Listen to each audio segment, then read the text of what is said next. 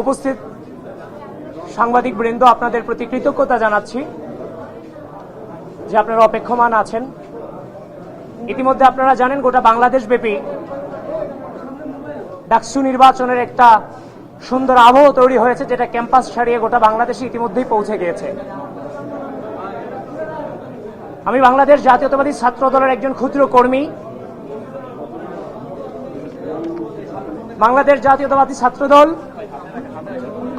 জীবনের সকল সম্ভাবনাকে উপেক্ষা করে রাষ্ট্রের তরে নিজেকে বিলিয়ে দিতে শিখিয়েছে যে অনুভূতি, সে অনুভূতির নাম বাংলাদেশ জাতীয়তাবাদী ছাত্রদল।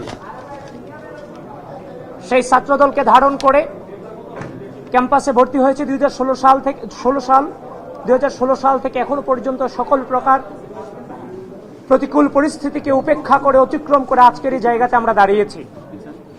আমি শুরুতেই স্মরণ করছি 24-এর গণ অভ্যুত্থানের সকল বীর শহীদদের, কারণ তাদের রক্ত এবং যারা আহত হয়েছে তাদেরকেও স্মরণ করছি। তাদের এই পঙ্গুত্ব বরণের মধ্য দিয়ে আজকে এই সুন্দর পরিবেশ তৈরি হয়েছে।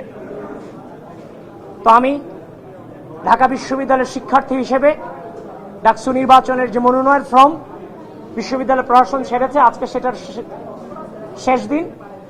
আমি আমার মনোনয়নপত্র গ্রহণ করেছি। আমার সংগঠনের নির্দেশ অনুযায়ী একজন কর্মী হিসেবে আমি আমার মনোনয়নপত্র নিয়েছি। এখনো পর্যন্ত বাংলাদেশ জাতীয়তাবাদী ছাত্র দলের প্যানেল প্রকাশিত হয়নি, নির্ধারিত হয়নি। বাংলাদেশ জাতীয়তাবাদী ছাত্র দলের কেন্দ্রীয় নেতৃবৃন্দ এবং বাংলাদেশ জাতীয়তাবাদী ছাত্র দলের সাংগঠনিক অভিভাবক জনাব তারেক রহমানের নির্দেশেই খুব দ্রুতই হয়তো আপনারা সে প্যানেল দেখতে পারবেন।